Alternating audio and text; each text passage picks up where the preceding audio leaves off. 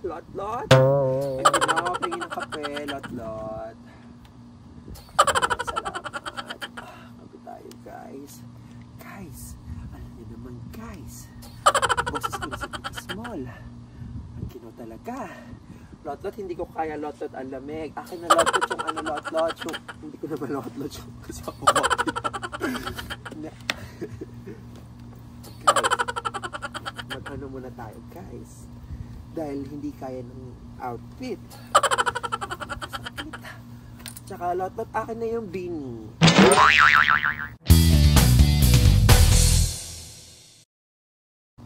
Beanie? Ba't beanie?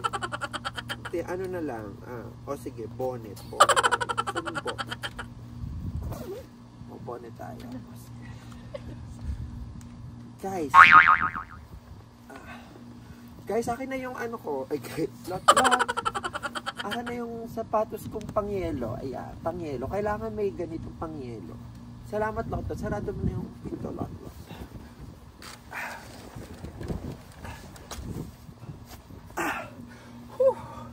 Ang ginawa. Vlog na tayo. Kayo pa rin po ay nanonood ng Obsula Obsessions. Kapi muna tayo.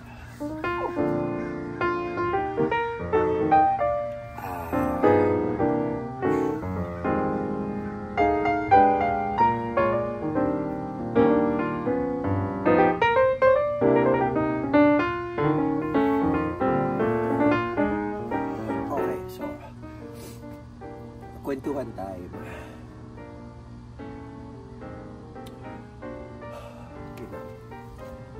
Today is 22nd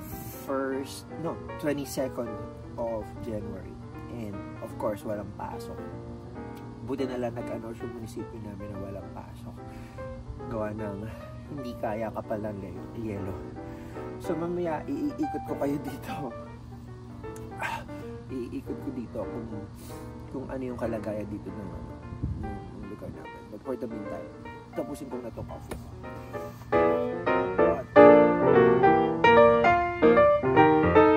Kalamig. Oh. Here you go. Yelo siya. Mamaya, iikot ko kayo. Sana pag natapos ko ito coffee ko. Ikot ko kayo mamaya. Tapos yun lang. Ang ginawa.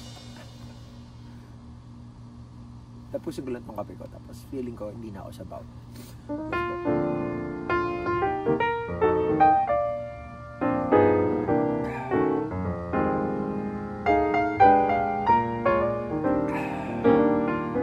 Sige, ikot na tayo. Ayan, so ikot tayo habang nagkakape. There you go. Well, ang gusto ko munang sabihin is, bakit ba yung mga Filipino dito sa America in general, bakit sila have sa snow, including myself, di ba? Kasi masaya. Lalo na yung yung mismong snowfall, yung ulan itself, masaya siya.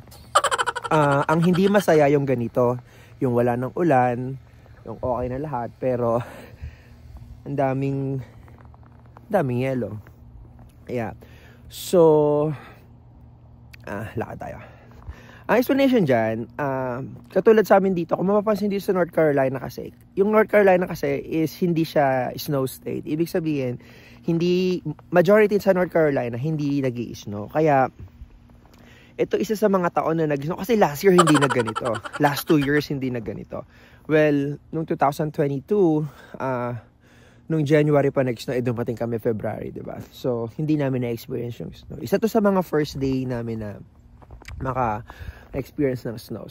So, mapapansin mo na sobrang G sila sa snow kasi hindi kami ini-snow. Ito yung state na hindi ini-snow. That's it. Para sa Dubai, diba? Sa Dubai, G yung mga tao kapag may ulan, diba? So, ganito lang din dito sa amin. Pakita ko sa inyo yung nilakaran ko. Tiyanin. Diba? Ngayon, so dahil nag-ano sa amin dito, nag-yelo. Kumusta yung aming tiyanin? Yeah, for sure barado yan. Sige. Iikot. Malamig na yung kape ko. Iikot ko kayo ngayon dito lang, sa labas lang ng bahay namin. Ito siya.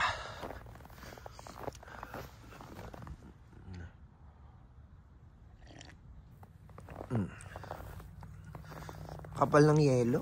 Sobrang kapal ng yelo.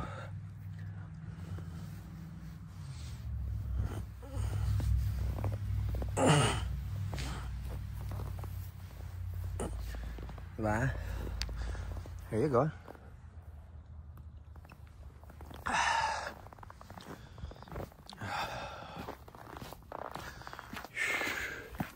Okay, so ang lamig.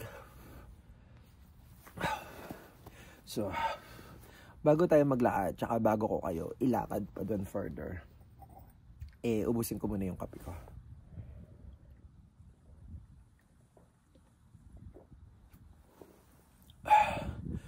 Sabi. Ready na ba kayo maglakad? Okay. Okay.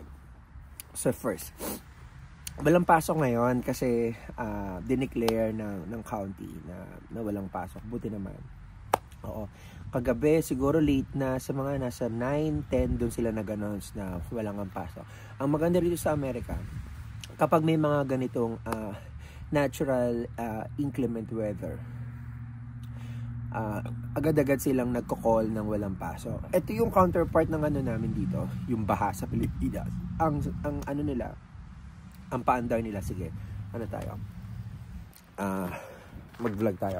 Ang paandar nila rito, dahil sa ang lahat ng bata ay may karapatang pumasok sa school. So kapag halimbawa, hindi ka nakapasok dahil nga dun sa inclement weather, so parang there should be no child left behind. So hindi yun ano sa kanila. So kaya dapat yung kahit sa pinakamalayong lugar ng bata, dapat yung bata is able pa din makapasok sa school.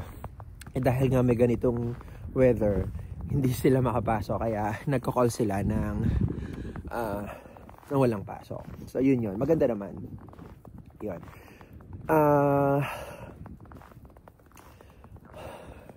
Hindi siya maganda yung snow lalo na kung on a regular basis. Una lang siya maganda, akala mo maganda siya kasi nga snow, umuulan, ganyan. Pero in a long run, hindi siya talaga maganda. Hassle siya actually. Una, hindi ka makalabas, makapaglakad sa labas, and then hassle, hindi ka makapag-drive. So, mamaya ang gagawin ko, hahalukayin ko pa yung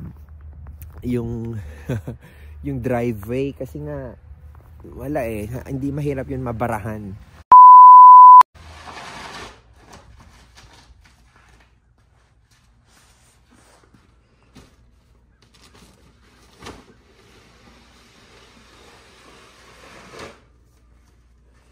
Hindi rin maganda snow dito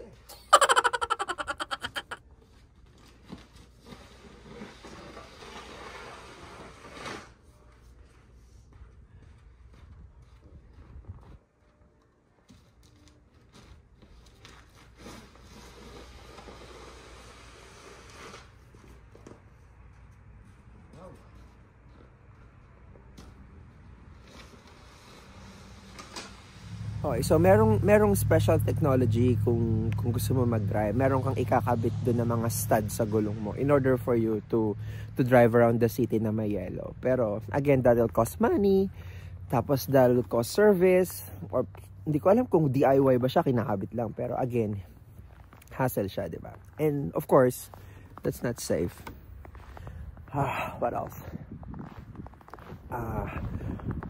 Siguro kung mamaya medyo mag-sunrise, kasi sabi dito alas 8 daw magsa-sunrise. So baka mamaya sunrise, dapat hopefully yung yellow will be able na matunaw. Sana naman matunaw, diba? Ayun. Ginagawa pa ng iba dito, pag yung nag-weather nag-weather warning na sila, yung mga tao, one of their preparations ay naglalagay sila ng mga salt. So naglasap sa pavement, naglalagay sila sa driveway kasi pag yung na-layeran mo siya ng salt daw, tapos nalagyan mo ng snow, mga during this time, makakatulong daw yung salt. I don't know kung anong science doon, pero makakatulong daw yung salt para matunaw faster yung yellow. Ayun. So, malalaman mo na kapag snow day, ang tawag doon is snow day. Malalaman mo na snow day kapag sa grocery, ang dami na wala nang salt, nagkakaubusan na. Kasi ganun yung mga preparation ng mga tao dito na paglagay ka ng salt, pag naglagay ka ng salt, yun nga. Ulit.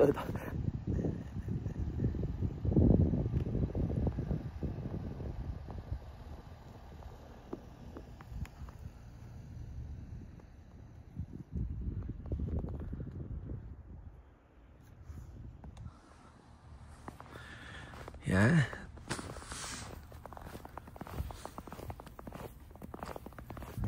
Siguro yung kapal ng yellow niya nasa 2 inches. Yun. Maganda kasi nung last week ba yon yung nag-yellow. Yung yellow nun parang bitak-bitak tapos may kasama pang ulan. So, hindi siya masyadong maganda. But then, ayan.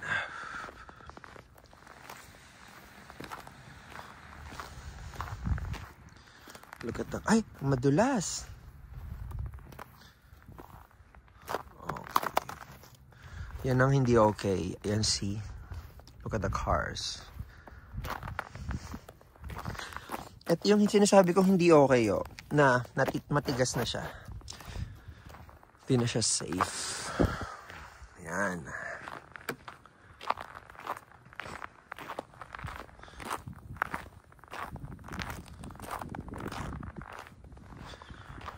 Yun yung aking quick vlog dito sa yellow. Well, ang masasabi ko lang ay, one, yes, masaya magkaroon ng snowfall. Masaya maka-experience ng yellow from time to time. And I'm so lucky na I am able to experience it dito sa state namin. Yung state talaga na pinili namin ay hindi masyadong nag-yellow kasi parang hindi namin kaya pa pag nag-yellow yung state, hindi pa kami ganun ka-hassle ready. That will be one. Ang tanong dyan, kung bukas may pasok na, so papaano i-scrape ko ba to lahat and all. So that's the bigger questions. Yeah. Masaya kasi kanya-kanyang paandar yung mga Filipino, including myself, diba? Ang daming mga paandar sa Facebook. And di mo naman sila masisi kasi sobrang saya naman talaga. Mga yellow dito. Ayun. So again, hindi ko alam kung kailan ulit mag-snow. Baka next year na and all. So we'll see. Yun lang. Pero ang maganda rito, yung ganitong experience is best shared sa mga kaibigan mo, sa mga taong malapit sa'yo. So, yeah, kagabi, meron lang kaming konting gatherings and all. Then, yeah, that's it. So, it's getting too long. Maraming salamat. And this has been your Robsuna. Yay! 2 hours late. Okay, guys. Time check. Mag-aalas 10 na ng umaga.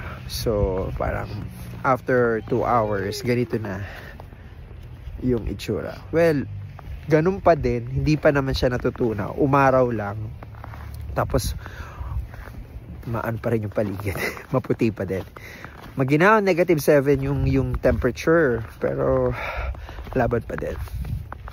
Panay ang vlog ko kasi syempre this is something na hindi naman palaging nangyayari on a daily basis. So, hindi ko alam kung kailan ulit mag-yellow. Pero yun, enjoy while it lasts.